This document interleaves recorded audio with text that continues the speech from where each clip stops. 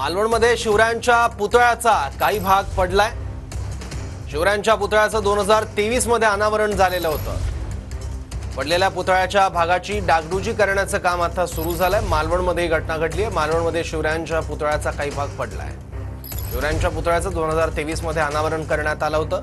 पडलेल्या पुतळ्याच्या भागाची डागडुजी करण्याचं काम आता हाती घेण्यात आलंय।